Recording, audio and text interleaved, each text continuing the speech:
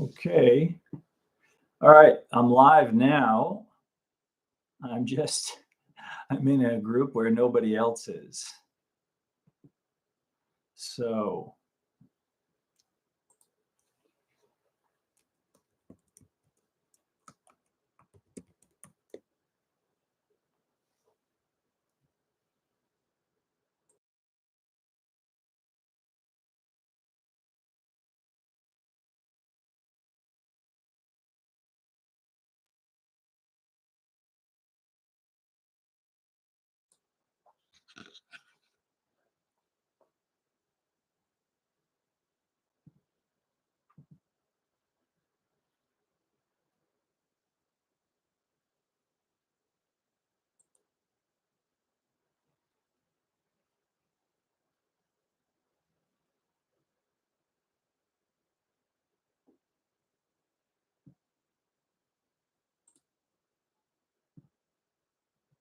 okay. Hello. How's the sound? Can you hear me okay?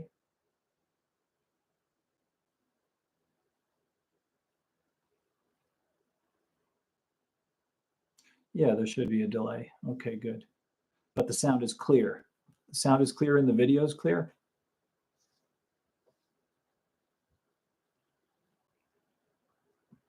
We just need to get a message to the other people that are in the other group to come here. Uh, so let's see.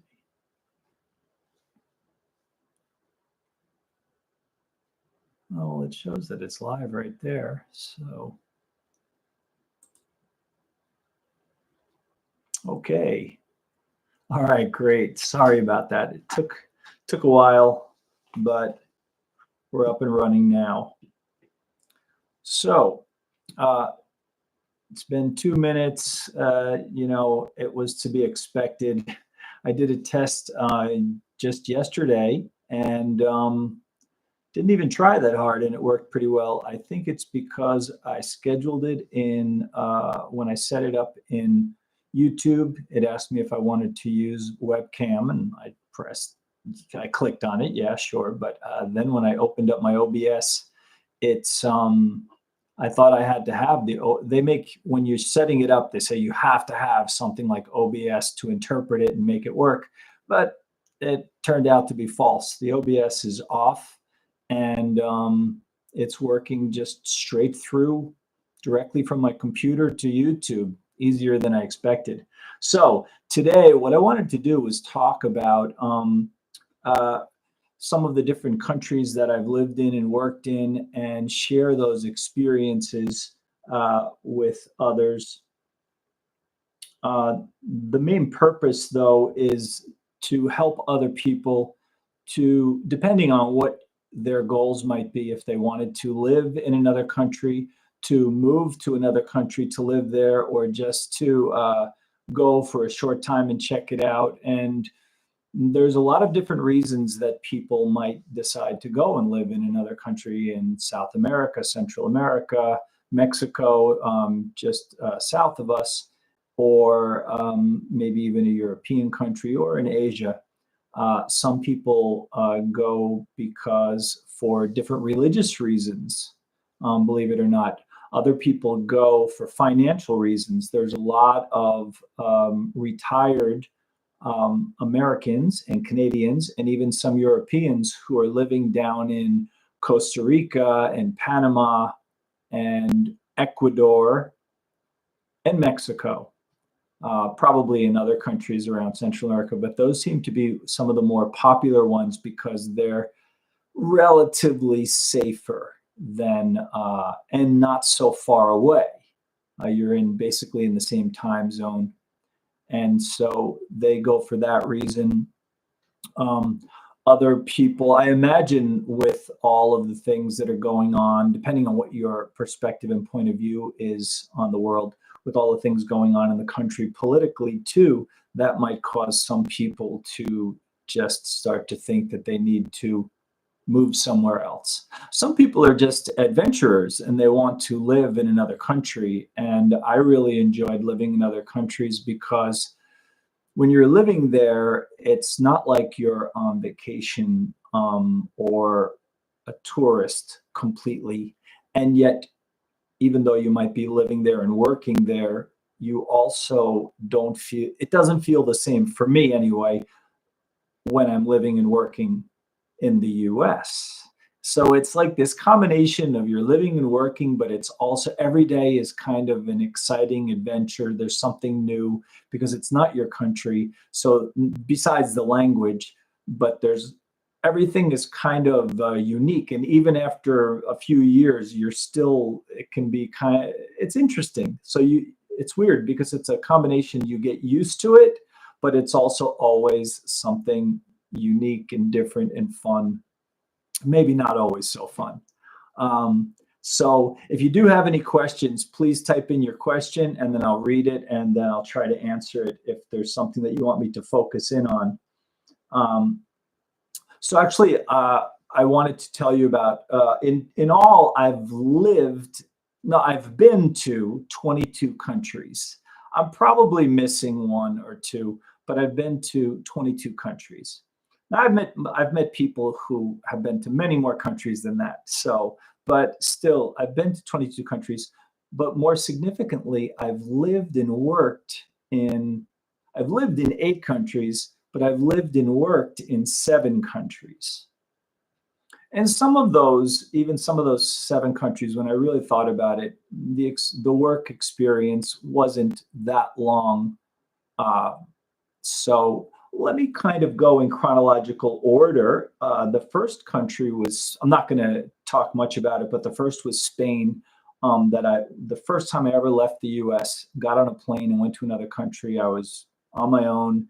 I was about 22 years old and I was in college, and it was a semester in Madrid in Spain, and traveled all around Spain. It was a great experience. And actually since then, since I was 22, I've probably been out of the country every year since, almost, not completely, but for one reason or another, either living and working or on vacation, I've been out of the US. And then I was out of the US for living and working for about 20 years straight, from about the year 2000 to 2020.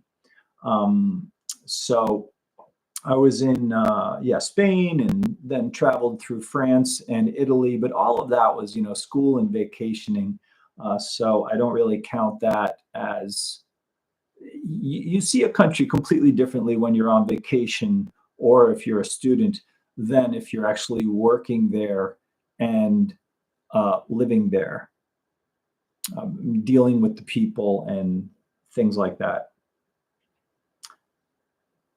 So the other countries were Colombia, Germany, but those are also kind of on vacation. And then finally, when things got more serious, that was around June of 1999. I went down to Chile with some friends. We went to Chile and we thought we were going to live there.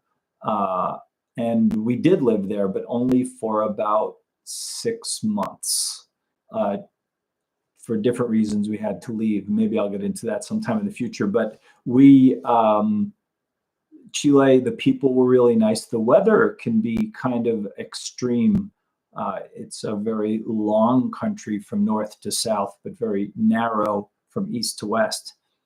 Only about an hour wide, but it's days long from north to south. And I know that because we took a bus from south of Santiago, which is in the middle of the country, all the way up to Peru. And then I spent about 7 years in Peru. I really liked that. Then went up to Colombia for about 1.5 years, then over to Costa Rica for only 6 months, and Panama for about, I can't remember, around 2 years. And then came back to, in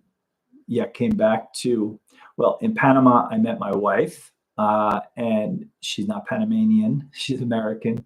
But then we went back to the States for just a short time and then went back to Peru for about 4 years. I'm rounding these numbers off. Then went over to China for 3.5 years, back to the States for a little bit, and then over to Ukraine for about 2 years. So are there any longest in the world, right? Longest what? I'm not sure what you mean by that.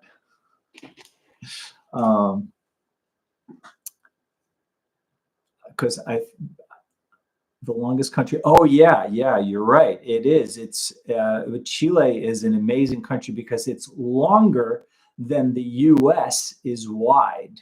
If you were to take Chile and lay it over the U.S., it would hang over from New York to L.A. It would hang over into the two oceans. It's a little bit longer than the U.S. is wide. So yeah, amazing. I don't know though if it's wider than Canada is though, because Canada's wider. I'm not sure, but yeah, it's really long. The people there were really nice, but I've had good experiences in most of the countries. So what I decided to do, unless somebody has a specific request, I was going to talk about the last country I lived in, and that was Ukraine, since it's most on people's minds, especially with what's going on. And I'll start off with the punchline, and that is that we left Ukraine 4 days before the war started. So let me tell you about that, and please feel free to write a question in there if you have any question about some specifics. So we were living in, my wife and I, we teach languages, we teach English, and I teach English, Spanish, and American Sign Language. We were living in Ukraine teaching English to a software, all of the employees, most of the employees of a software company over there that works all throughout Europe, actually. And so we would teach in live classes and online at the same time. They had all kinds of technology, so we could be teaching and have the screen, a large screen monitor in the classroom / office, where we could see the students in Italy and France and Mexico and wherever they were. And everyone would interact together and talk, and we could hear each other and see each other. That was really a good experience. So a few things that were interesting about Ukraine. So this was before the war, obviously. It was in but it was during COVID.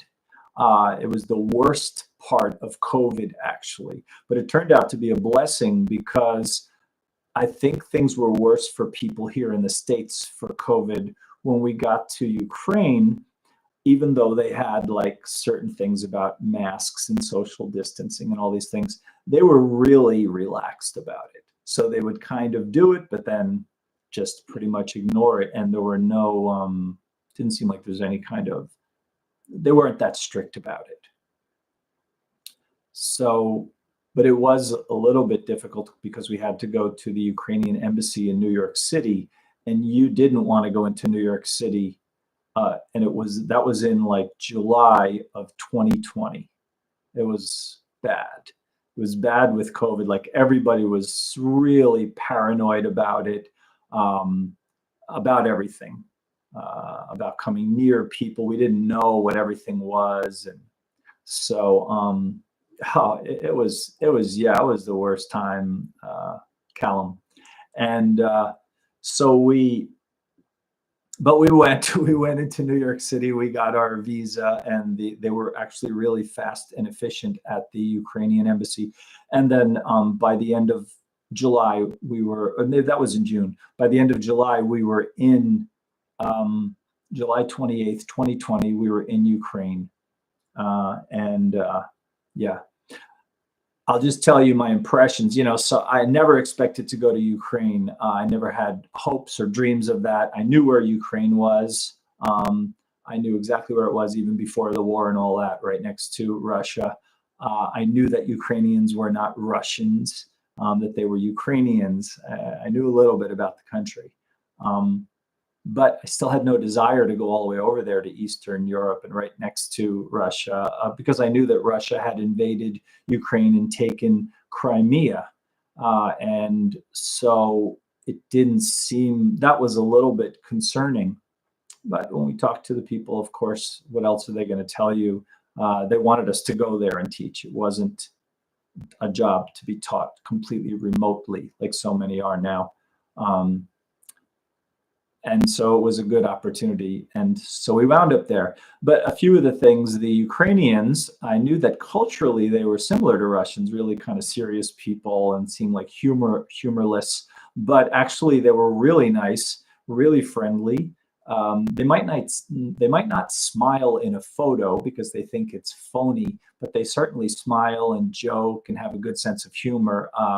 They just they're sincere. They're really sincere people, and they seem to always pretty much always tell you the truth, and they're direct. And that was kind of refreshing because in Latin America, they are always smiling at you and friendly and happy, but they're not always telling you the truth.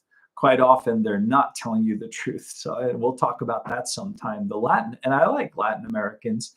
That's my biggest experience. I stayed in Peru for 7 years and then went back for another 4 years. I really like Latin America and Spanish-speaking countries. But the culture was much different. So the Ukrainians are in some ways a lot more like Americans than Latinos are, Spanish speakers are. Really, we had a good experience. We traveled all around there. We even went on vacation in the middle of COVID when you weren't allowed to and were unvaccinated. And so we by then we had our work visas. We got those right away, actually. Okay, so Callum Hayes says that I have a similar experience with Bulgarian. I worked with nice and direct, and you understand where you stand with them on a personal level. Exactly. Yeah, it's really nice. And I didn't know that. I didn't know that about the culture there. And so that was a nice surprise. But we wanted to go to Italy while we were in Ukraine. While we were in Europe, we wanted to go to Italy, but it was during COVID. Italy was almost impossible, especially for unvaccinated people, and we weren't getting vaccinated. And so my wife researched all around all different places from Egypt to Portugal to Spain and all over. And so finally we decided to go to Spain. And the nearest airport for us, or one of the nearest like international airports that have a lot of connections and good flights, is just due south of Odessa, Ukraine. We lived in Odessa. If you just go south across the Black Sea, you'll wind up in Istanbul, Turkey. And from there, Turkish Airways goes to so many places. So we went to Turkey to get our connecting flight to Spain. And when we went there, they said, "You're American," right? Because of course we showed our passports. They said, "Where are your vaccination papers?" And we said, "Sorry, we don't have any." And they said, "Well, you can't go to Spain if you're not vaccinated and you're American." And we said, "What are you talking about? We set up our flights and everything." And so then we pulled out our Ukrainian work visa card, residency visa. It's just an ID card, a plastic ID card. We showed that, and the guy says, "Oh, you're Ukrainian." He said it like that. That's how I remember it. "Oh, you're Ukrainian." Knowing that we weren't Ukrainian, that we're American. But he said, "Okay, basically this changes the whole story." And they finally let us go because they weren't going to let us go as just unvaccinated Americans, but unvaccinated Ukrainians was okay. All of the craziness that we've been through for these last few years, and it's still going on in some ways. So we went to Spain and we had a really nice time. We were there for about 10 days and then came back. We continued working in Ukraine.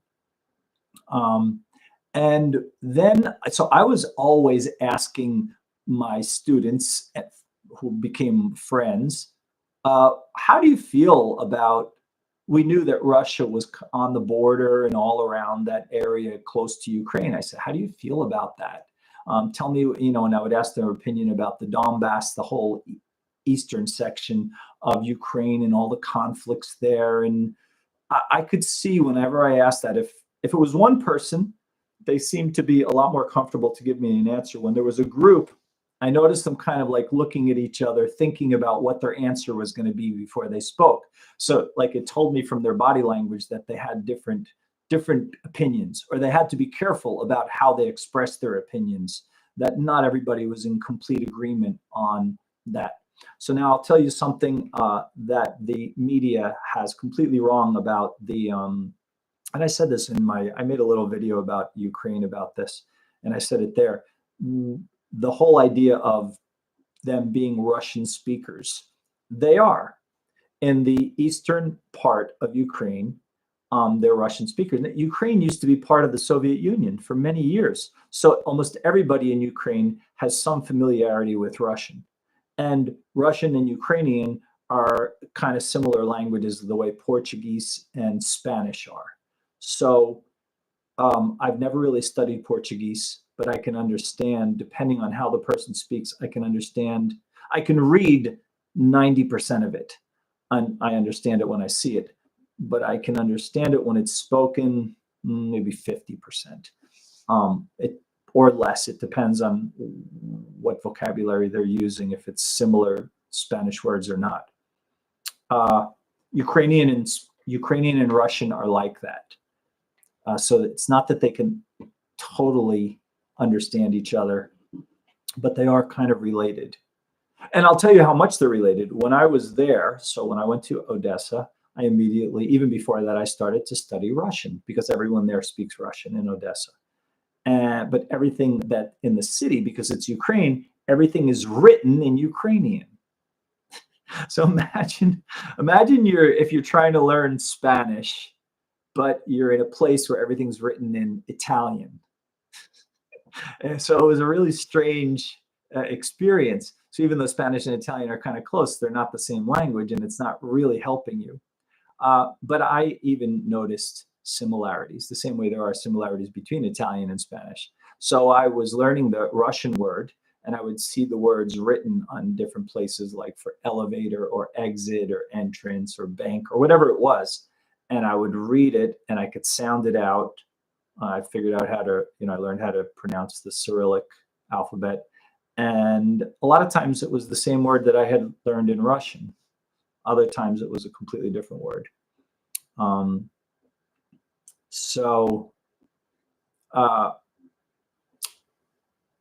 After being there all that time, asking different people, what do you think? I started to notice that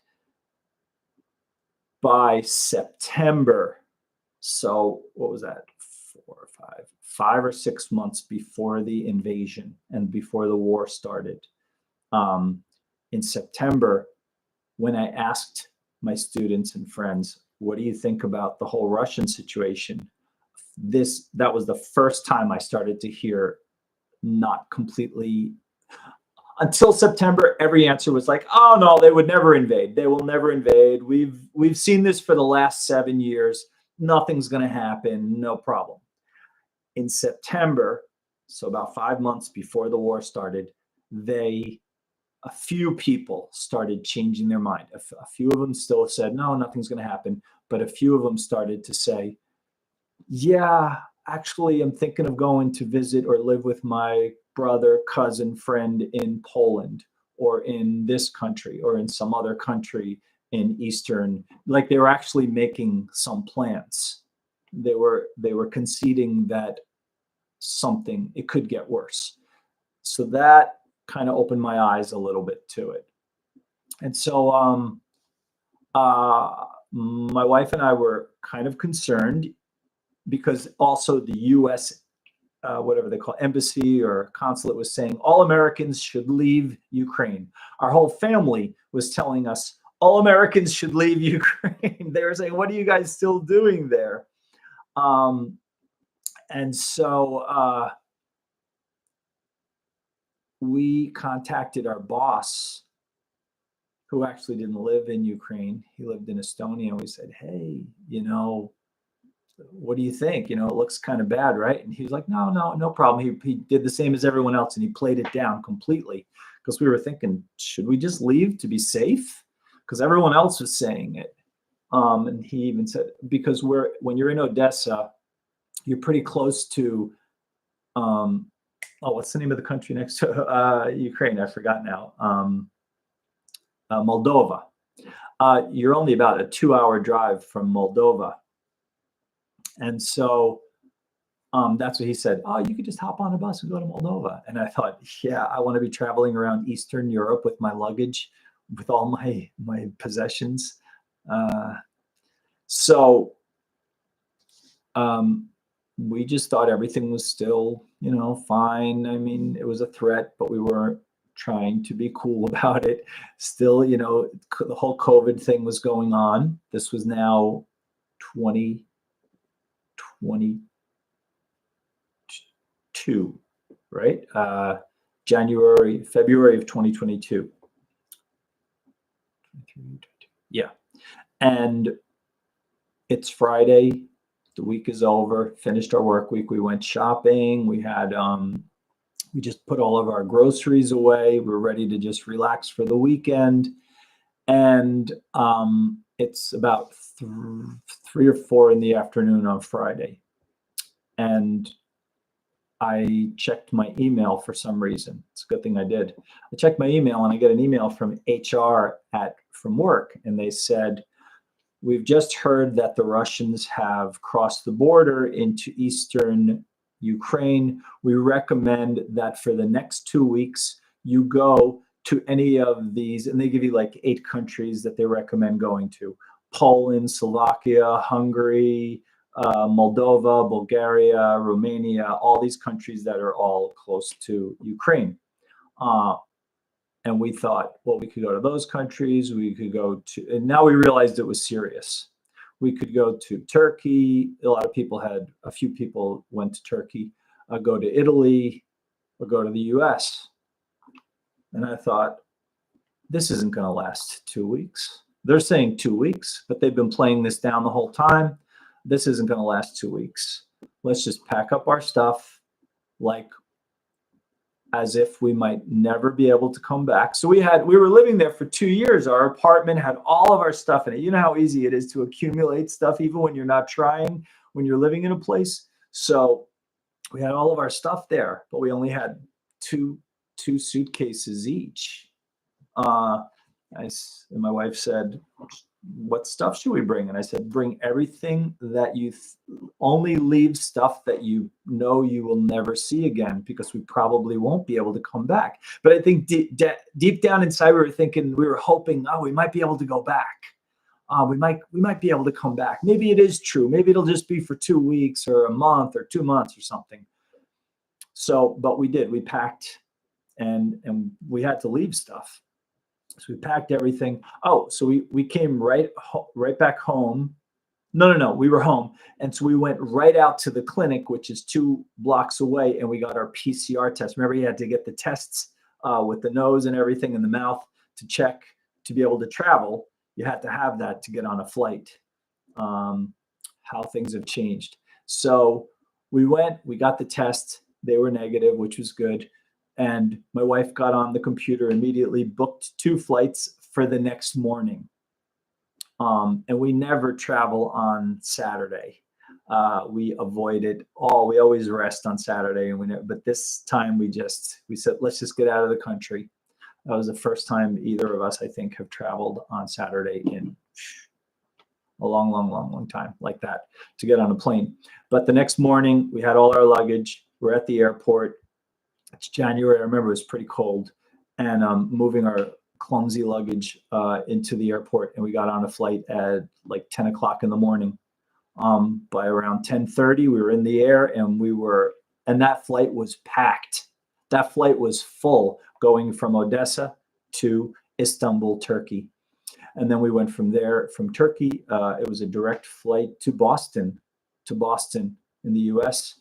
We got there, and that's how we got out of Ukraine 4 days before the war started, and then it got really bad. And now I'm in constant contact with some friends that still live there, right in the Odessa area. Oh, and by the way, I wanted to go back. So people in Odessa, yes, they speak Russian. There is yeah, they're okay. I'm going to go back and read all your comments there. It's harder than I thought to speak and read at the same time. Um, they speak Russian, but they do not identify with Russia at all. They feel completely Ukrainian. Um, they speak Russian the same way we speak English. I speak English. That doesn't make me British. Now we have nothing against the British, right? But imagine some crazy alternate universe where England was invading America. uh, would we? Do you think Americans would suddenly stop speaking English? No, it's their language. So it's the same thing for the Ukrainians. They happen to speak Russian, the eastern half of Ukraine, because of history, and some of them are even ethnic Russians, just like a lot of Americans are ethnically British, or like I'm half Irish. Um, but imagine if you were British, it still doesn't mean that you're not American, that you're not what your country is. And that's how the Ukrainians are. Yeah, they speak Russian. It doesn't make them Russian. It's just a language. They identify with their country. No, but a few of them would tell me that too. They say, "Yeah, ethnically, I'm Russian," meaning that their parents came from um, they were from Russia, but they came into Ukraine, and there's a whole complicated history there. But let me see what some of the questions are here. So if there are any questions. Uh, So you've had more time, even though being forced to learn Cyrillic and Russian kind of disowned it immediately after the wall fell. Yeah. Oh, yeah. And that's interesting, Colin, because uh, the Ukrainians now, even though their language is Russian in that part, there is a strong effort right now to speak Ukrainian. So they know Ukrainian more or less, some stronger, some weaker, because they have to use it when they go to school. In school, they use Ukrainian um, to for everything, for their all their degrees, all their studies. They use Ukrainian, and so they know it. They just haven't. Many of them haven't had to use it, and they're not so good speaking Ukrainian. But now they're all forcing themselves, even in spite of what I just told you about using the Russian. They do feel like a self-imposed pressure to use the language that identifies more with their country.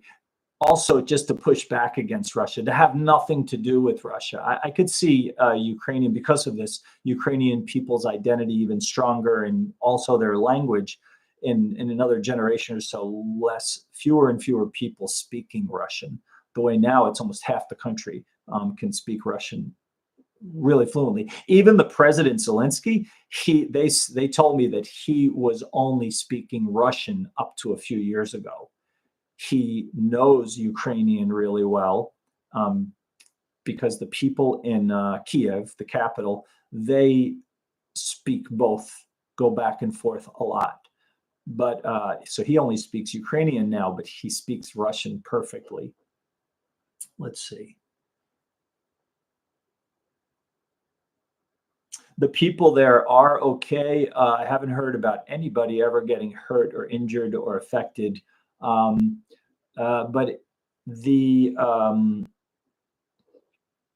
one of the things that's interesting is if you're a man, you've probably heard about this. You can't leave Ukraine if you're between 18 and 60 years old, unless you're married and have 3 or more children. So all of my friends that are there have less than 3 children. And the ones who have more have been able to get out, have gone to Canada and Poland and Portugal and Spain and Italy and Germany, a lot of countries. Some of the stories are really heartbreaking. Going up to the gate to go from Ukraine into Moldova, and so they would meet up with the Ukrainian guards, and they would see that they only had one or two children. They would say, well, your wife and the children can go, but you have to go back to Odessa. And so then they had to make this decision, Russia's invading our country. Should we separate the wife with two small children, go into Moldova? And now maybe to us, to Americans, you might think, oh, Ukraine, Moldova, all the same thing. No, it's not. These are completely different countries. There's another language, another money, another culture. And then even though they're small countries, they're like that. Each country is different over there, So a lot of them went into Poland.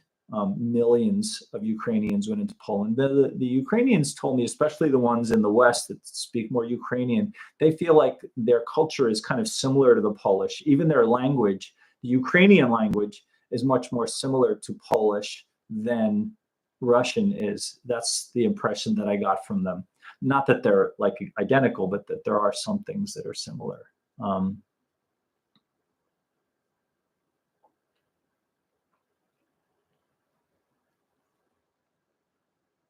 Okay.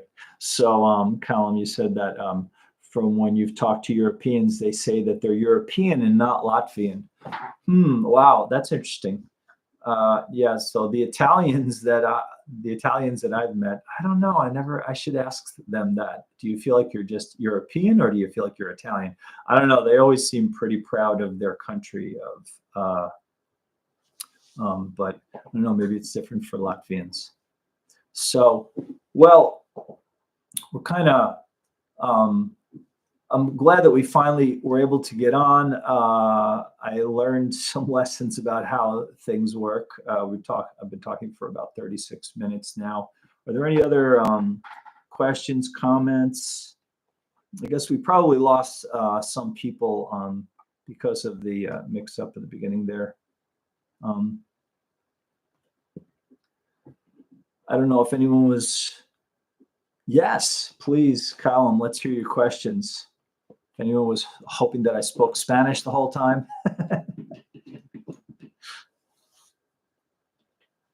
So, so Rado, you didn't hear about some of the things that were going on in Ukraine. Yeah, there's a lot of interesting things. So Rado says that Ukraine and Polish are more similar than Ukrainian and Russian. Oh, okay. Yeah. Yeah, I know it's all like kind of the same language group, the way Spanish, French, Italian, Portuguese, and Romanian are the same language group.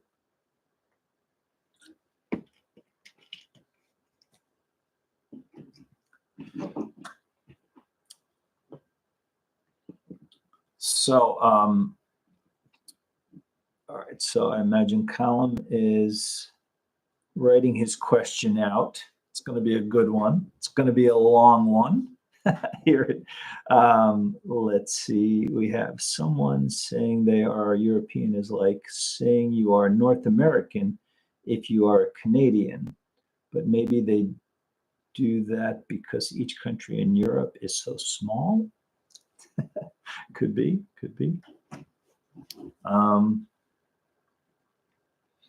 Yeah, it was. We traveled around Ukraine a little bit. We traveled to. We only traveled through. Actually, we did not travel around Ukraine as much as we may have liked. Again, it was during COVID, but we did go up to near Lviv. Lviv is over closer to Poland. So Column says, well, I'm thinking about moving to Argentina from the UK at some point in the future. It's funny learning both Spanish dialect and Argentinian Spanish at the same time. Oh, well, that's a great topic. I've had Argentinian students and spoken with Argentinian people. It's interesting that they say a dialect. I've never learned a separate language to speak with Argentinians, so I only know one Spanish, and I have no problem speaking with Argentinians. So, in my opinion, they speak Spanish, and that's true.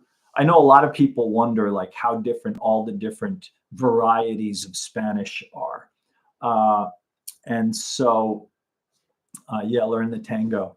Um, I can speak with Puerto Ricans, Cubans, Dominicans, Spaniards, Venezuelans, anyone who speaks Spanish. Does that mean I'm going to know all of their slang? No, but slang is slang, and that's true of any place. Even in the U.S., the new slang that kids come out with now, I might not understand, but I understand Spanish. And so I would just encourage you, learn Spanish, or continue to learn Spanish. When you know Spanish, you can speak with Argentinians. Now, do they use the voceo, the voz? Yeah, you're probably familiar with that. The voz is just like in a lot of European languages, Spanish has two words for you. Actually, Spanish has four words for you. So you have the usted and the tú. Usted is with formal, person that you're not so close to or that you want to keep at arm's length from you. And tú is for your friends, or if you're older, maybe the way you would speak to a younger person. It's a more familiar way of speaking, or with family members. But it's used slightly differently in every country I've lived in. And in Argentina, and also in some spots, a few isolated places in other countries, in Colombia and in Peru and a few other places, they use this other familiar word for you. It's vos, for you, tú. Normally we learn the word tú for you, for your friends and your family. In those countries, for their friends and family, they will use vos. Vos. It's spelled V-O-S, but don't say vos. It's vos. And in the present tense, the conjugation is slightly different. So yeah, you do need to learn that. So instead of saying tú sabes, you know, they'll say vos sabes. So thankfully, in my college course, I was a Spanish major in college. They actually taught us that. It was 1 hour class to explain to us the difference. It was pretty small. So in a conversational context, does this inform the person you're speaking to your place in the social situation? Vos. I'm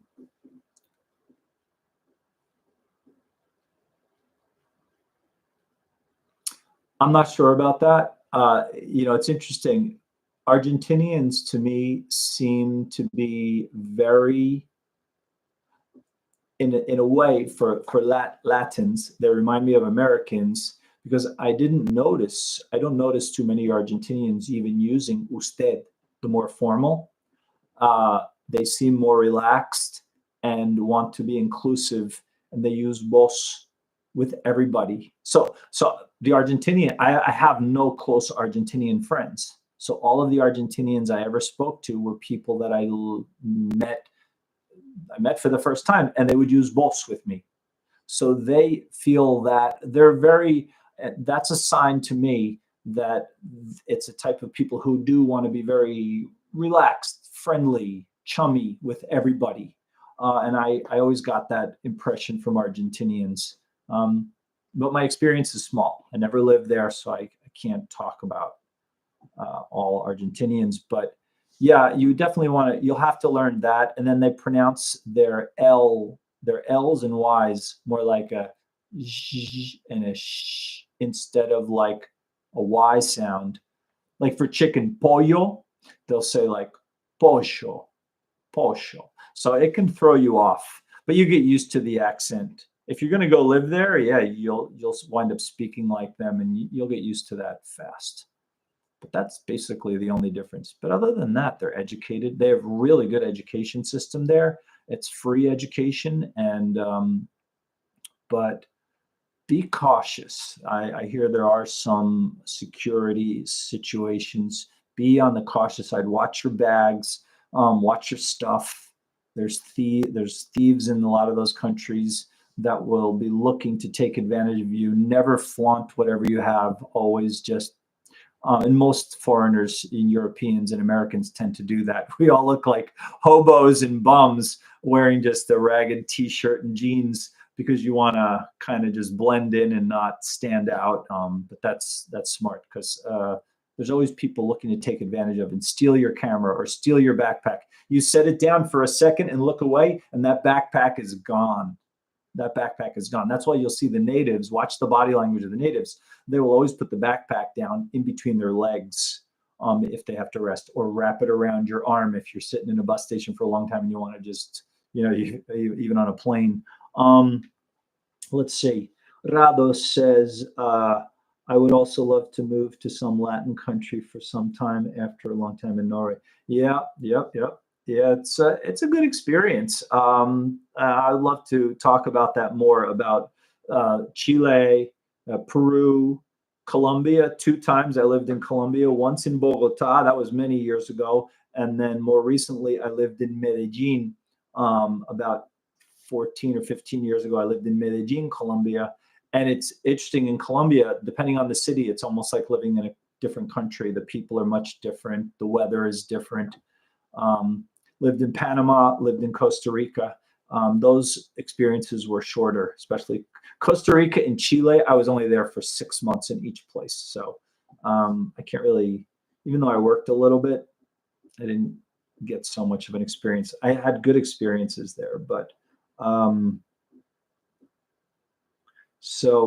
says, it's amazing, actually. I never knew how good their education was. They have full English language courses and strong university degrees. Yeah. I know a lot of people from Peru would go down to Argentina to get their degree.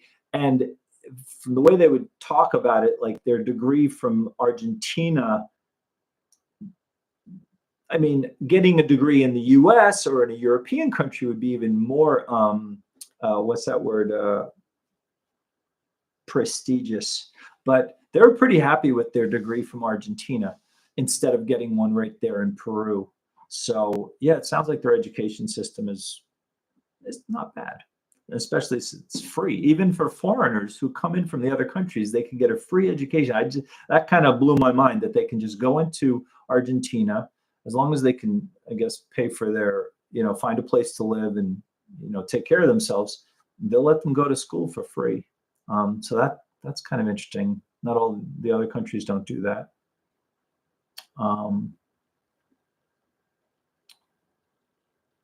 Is it something you tended to do when you arrived in a place, just studying people? That's for me. Studying people. No, if I understand your question correctly, I just, wow. No, I just enjoy learning about different people. It kind of just happened naturally on its own and organically, different places that I lived in. Okay, so Rado says, absolutely, observations of people are amazing in new countries. Yeah, it is. Oh, okay, that was for Rado. Yeah, it's a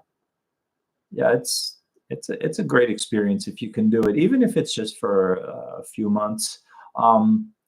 I do have one recommendation. We're going to get off soon too. I think we can close this up and leave something to talk about in the next chat. But if you do ever decide to move to another country, even if you're just testing it out, and I'll say this, you'll probably hear me say this a whole bunch of times. When you get to a new country, don't buy anything bigger than a toaster during the first 6 months. Why do I say that? Because I've seen so many people, and I made this mistake myself. As soon as you get there, you feel like, oh, I need this, I need that, I need this, I need that. You probably can afford it, and so you'll go out and because your apartment doesn't have, I don't know, the washing machine or something else. So you go out and you buy stuff. Hello, Iris. And hola, Iris. Saludos desde Indiana. Oh, okay, great. So we have, we're all over the place in England and Poland and, no, Norway rather, and Indiana. All right. Yeah, a lot of people. When I was in Costa Rica, I was helping some people when I was down there. Some American people get set up and situated, and one guy, he wanted to buy a car, and I was like, and he just got there, but it really is hard to get around Costa Rica without a car. Um, Other countries like Peru are a lot easier to get around by bus and taxi, and it wasn't expensive either. But Costa Rica was difficult. In Costa Rica, if you didn't have a car, it was like being in the States. You were kind of stuck unless you were in a city area.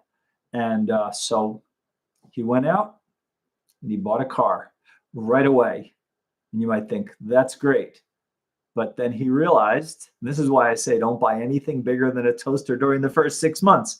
After about 4 or 5 months, he realized he didn't want to live there anymore and he had to sell the car.